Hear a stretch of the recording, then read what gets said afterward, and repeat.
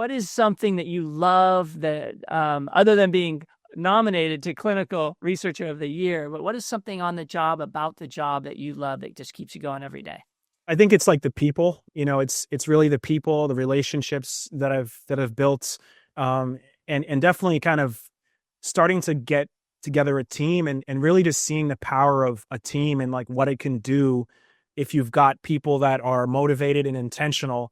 Um, and I'll give you an example. So, one of my teams that we were on for Pharma Times, we decided to say, hey, let's take our essay on barriers to clinical trial enrollment. Let's submit it to ACRP and see what happens. So then we get a message from the editor, and the editor says, wow, this is great.